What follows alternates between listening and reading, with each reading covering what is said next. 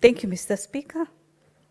I rise to support the first statement by Senator Boni in regards to the issue of the fake fertilizer. Just pick one statement and then comment on one, comment on one.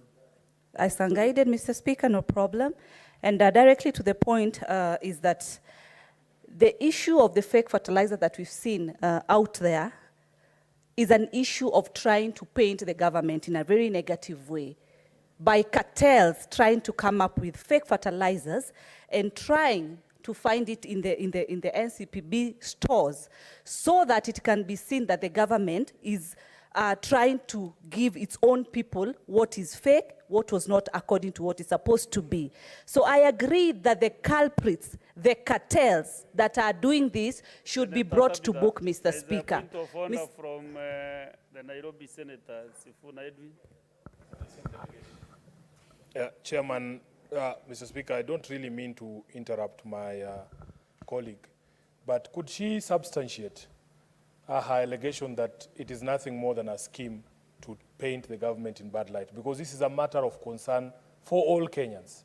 Some of this fertilizer has been sourced from government stores. Some of them have come from county governments.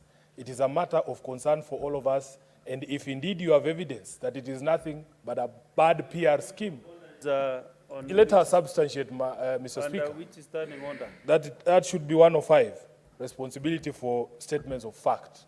Okay, Senator Tabitha Mutinda. Thank you, Mr. Speaker, and my senator for Nairobi. Your concerns are valid. And if you would have let me, as you have always been a very good listener, my point is that the cartels should be brought to book, because in that it paints it negatively. That was my point that I'm driving in support of this statement by Senator Boni, so that Kenyans stop getting into the worry that they are in right now. They are not sure if the fertilizer that is in the market is correct or incorrect. So I'm in the agreement that they should be brought to book. Quickly, let me support the SECI's statement in regards to the issue of the ECD teachers.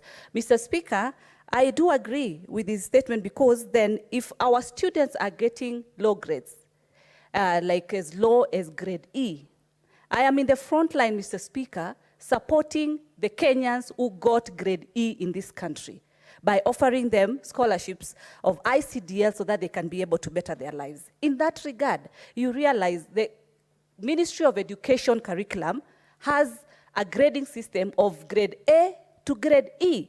But then where do we leave our students who have not been able to score the highest grade, and they have scored the last grade, and yet they contribute to the economic empowerment of this country? It's very key. Lastly, to Senator Mudhama's statement in regards to the pending bills, I want to state that as the Vice Chair of Finance and Budget, I've asked our clerk to be able to submit all the pending bills for all the counties, because we've realized all elected are asking for the pending bills, which is very important, which we agree. And also, further to the issue of the CR12, we can't wait to be able to fast track this, and I would request actually, if you would actually not only ask for Machakos County. I know as we speak, the allegations of the governor of Vinyandeti, they are doing business with the Sun. It's an allegation, it is all over in the social media, and it would be prudent if actually we do not execute for Machakos County, but for all the 47 counties, so that we can be able to get an all-compassed report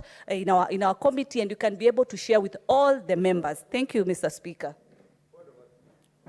I think you've been overtaken by events. You did not match our speed of concluding. So, let's get Senator Zen, and then the two important leaders, the deputy minority leaders from both sides, to conclude this. Thank you, Mr. Speaker, and I rise to support the statement by Senator, Madam President, Senator